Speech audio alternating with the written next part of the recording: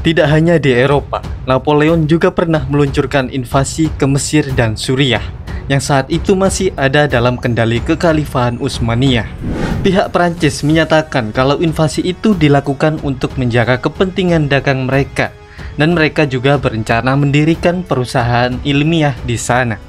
Invasi di Mesir ini adalah tujuan utama dari kampanye militer Napoleon di perairan Mediterania pada tahun 1798 Masehi, yang mana dalam kampanye tersebut ia berhasil menaklukkan Pulau Malta dan Kreta, kemudian berujung pada pendaratannya di salah satu kota pelabuhan terbesar di Mesir, Alexandria. Dikatakan invasi Napoleon ke Mesir ini juga bertujuan untuk menandingi Inggris yang sudah membuat koloni di India. Dan berikut ini adalah jalannya invasi Napoleon ke Mesir dan Suriah selengkapnya.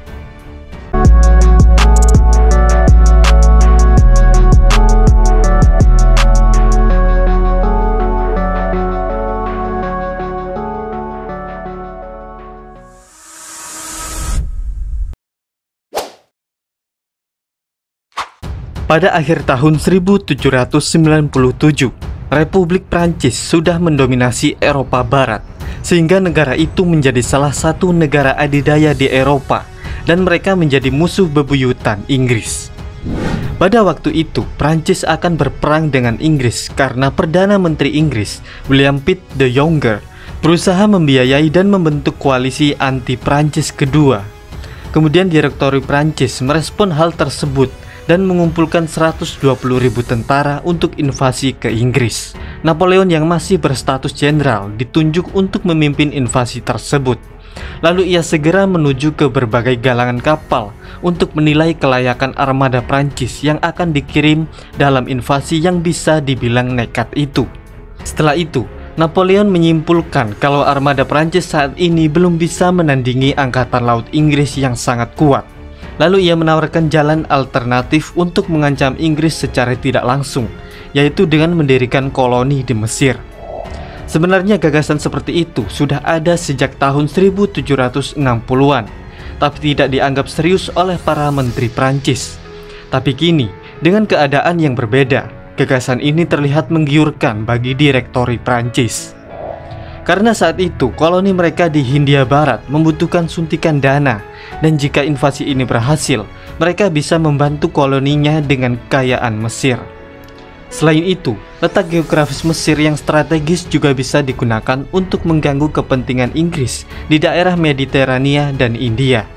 Bahkan jika invasi ini gagal, Direktori bisa memanfaatkannya untuk menyingkirkan Napoleon, yang saat itu dianggap sebagai ancaman pada kekuasaan mereka, karena popularitas Napoleon yang semakin hari semakin meningkat.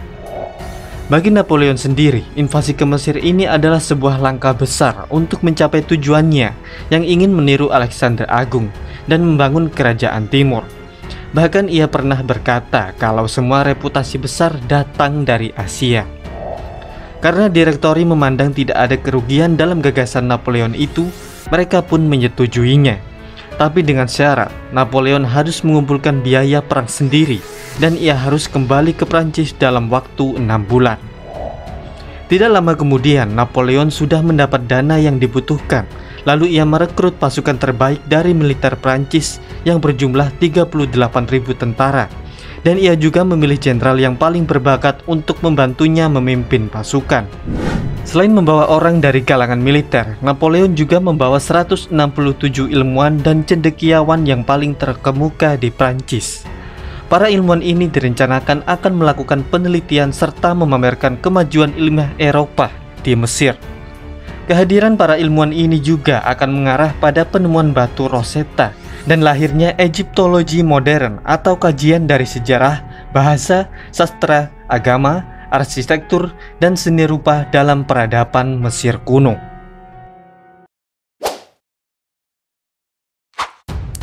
Setelah berangkat, pasukan Prancis berkumpul di kota pelabuhan Toulon. Lalu pada awal bulan Mei 1798, armada Prancis di bawah komando Wakil Laksamana Bruce berkumpul untuk mengangkut pasukan Prancis ke Mesir. Armada itu terdiri dari 13 kapal tiang, 13 frigate, dan lebih dari 200 kapal pengangkut. Sialnya, Hal ini diketahui oleh mata-mata Inggris, sehingga saat armada Prancis berlayar di tanggal 19 Mei, satu skuadron kapal perang Inggris di bawah komando Horatio Nelson berpatroli di perairan Mediterania untuk mencari mereka. Namun keberuntungan ada di pihak Prancis, karena pada tanggal 21 Mei, sebuah badai menghancurkan kapal andalan Inggris, sehingga Nelson terpaksa menyebarkan armadanya ke Sardinia. Setelah kapal diperbaiki, Nelson kembali melanjutkan perburuan, dan untungnya ada kabut tebal yang mengaburkan pandangan pemantau Inggris sehingga mereka tidak bisa mendeteksi armada Prancis. Pada tanggal 10 Juni, armada Prancis sampai di Pulau Malta. Lalu Napoleon ingin menguasai pulau itu. Kemudian ia memerintahkan penyerangan dengan alasan kalau Malta sudah menunjukkan sikap permusuhan dengan Prancis karena tidak membiarkan seluruh kapalnya berlabuh. Meski organisasi kesatria Saint John yang saat itu menguasai Malta terkenal tidak mudah ditaklukkan, pulau itu akhirnya jatuh ke tangan Prancis dengan cukup mudah karena separuh kesatria di pulau itu adalah orang Prancis sendiri dan mereka tidak mau melawan orang setanah airnya sendiri. Setelah menguasai Malta, Napoleon menjarah hartanya dan menghabiskan 6 hari untuk mereformasi pemerintahan Malta, serta ia juga mengusir kesatria Saint John dari pulau itu. Pada tanggal 19 Juni, Napoleon lanjut berlayar ke Mesir dan meninggalkan sebuah garnison di Malta.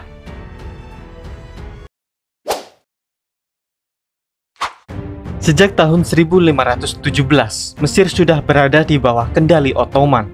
Tapi pada tahun 1798 ini, Mesir sudah ada di bawah kekuasaan de facto Mamluk yang mencekik rakyat Mesir dengan pajak yang tinggi. Oleh karena itu, mereka dibenci oleh warganya sendiri.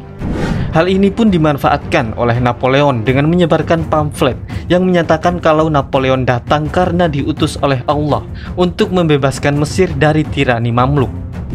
Pada tanggal 1 Juli, armada Prancis tiba di lepas pantai Alexandria dan Napoleon berlabuh di daerah Marabut yang berjarak 13 km dari sana. Di keesokan harinya, armada Prancis mulai menyerang kota. Jenderal Menung menyerbu benteng segitiga di luar kota, sementara Jenderal Kleber dan Bonn berusaha merebut gerbang Pompei dan Rosetta. Saat itu pasukan Prancis menjadi cukup ganas karena mereka juga sedang kehausan, dan akhirnya pada tengah hari, Alexandria sudah berada dalam genggaman Prancis. Setelah itu, Napoleon tinggal di kota itu selama seminggu. Kemudian pada tanggal 7 Juli, ia melanjutkan perjalanan ke Kairo dan meninggalkan 2.000 tentara sebagai garnison. Dalam perjalanan ini, pasukan Prancis melewati padang pasir yang panas dan dalam kondisi kekurangan air, karena sumur di sepanjang jalan sudah diracuni atau dirusak oleh suku setempat.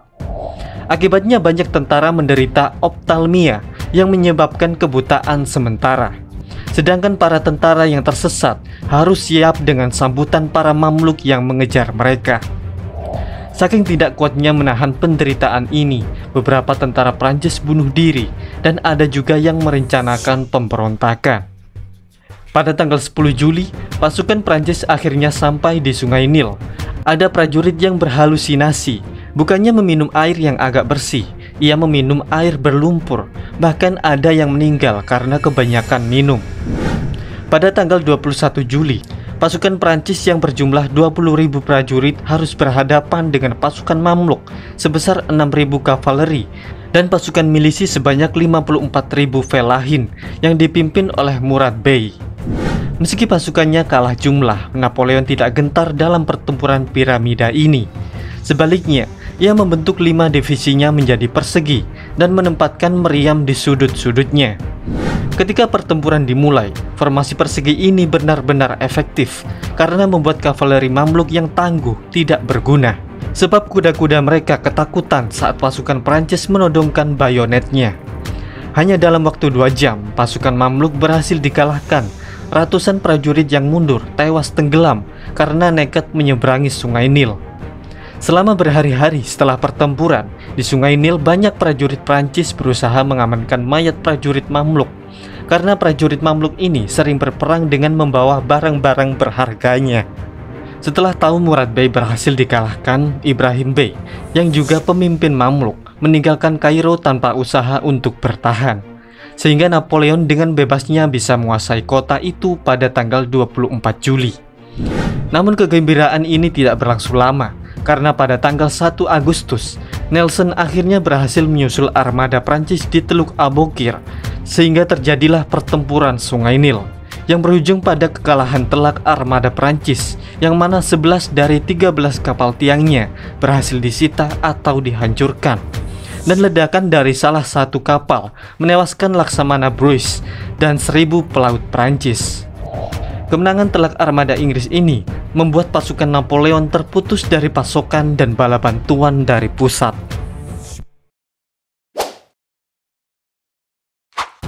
Setelah berhasil menguasai sebagian besar Mesir, Napoleon juga ingin memenangkan hati rakyatnya, seperti menyelenggarakan sebuah diskusi yang melibatkan syekh-syekh setempat, memamerkan pengetahuannya tentang Al-Quran, dan memberi kesan kalau ia ingin memeluk agama Islam. Pada tanggal 20 Agustus, Napoleon mendanai perayaan Maulid Nabi selama 3 hari, di mana ia dinyatakan sebagai orang yang cinta dengan Nabi Muhammad dan diberi nama Ali Bonaparte. Di bulan September, kembali timbul masalah besar. Kekaisaran Ottoman menyatakan perang terhadap Prancis karena telah menginvasi Mesir. Pada tanggal 20 Oktober, kabar tentang Ottoman sedang mengumpulkan pasukan di Suriah sudah sampai ke Kairo. Di hari yang sama, pada malam hari, terjadi pemberontakan. Jenderal Dupuy ditikam sampai mati di jalan, serta 13 pengawal dan salah satu ajudan Napoleon dibunuh, dan tubuhnya dijadikan makanan anjing. Sebelum Napoleon bisa menanggapi aksi itu, 300 prajurit Prancis sudah tewas, dan para pemberontak berlindung di Masjid Agung Gama El Azhar. Khawatir kalau lebih dari 600.000 warga Kairo akan ikut memberontak, kali ini Napoleon akan bertindak kejam. Dia membombardir Masjid Agung dengan artileri, kemudian ia memerintahkan infanterinya menyerbu masjid, sehingga 2.500 pemberontak tewas dalam pertempuran awal. Beberapa minggu kemudian, ratusan pemberontak lain dipenggal, kepala mereka ditumpuk di tengah kota, dan tubuhnya dibuang ke Sungai Nil. Pada tanggal 11 November, akhirnya pemberontakan berhasil dipadamkan, dan Napoleon fokus untuk menghadapi ancaman di Suriah. Daripada menunggu pasukan Ottoman datang ke Mesir, Napoleon lebih memilih untuk mendatangi mereka. Pada bulan Februari tahun 1799, dia memimpin 13.000 prajurit yang terdiri dari 4 divisi yang dikomandoi oleh Jenderal Rainer, Kleber, Bonn, dan Jean Lennens, serta ada kavaleri yang dipimpin Joachim Murat. Di tanggal 17 Februari, Napoleon dan pasukannya dicegat 2.000 tentara Ottoman yang mempertahankan sebuah benteng. Namun 2 hari kemudian, Napoleon berhasil menaklukkan benteng itu dan mengizinkan garnisonnya kembali dengan keadaan hidup. Setelah melewati Gaza, Napoleon mengepung kota Java pada 3 Maret. Pengepungan ini berlangsung selama 3 hari. Lalu Napoleon mengirim utusan untuk menuntut penyerahan kota. Sayangnya, utusan itu dipenggal dan kepalanya dipajang di dinding kota. Keesokan harinya, pasukan Prancis yang marah menyerbu kota, dan ketika berhasil memasukinya, kota Java dijarah dan dibantai secara tak terkendali. Tak lama setelah membantai kota Java, pasukan Prancis terkena wabah pes. Kemudian pada tanggal 14 Maret, Napoleon mengumpulkan prajuritnya yang sehat, lalu melanjutkan perjalanan ke kota Acre.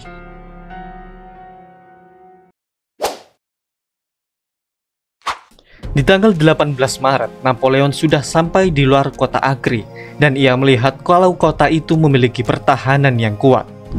Garnison kota Acre saat itu dipimpin oleh Gubernur Suriah, Cesar Pasha, yang karena kekejamannya ia mendapat julukan tukang jagal. Ottoman juga terbantu oleh Komodor Inggris Sir Sidney Smith yang sudah memutus akses pasukan Prancis untuk menerima berita dari pusat.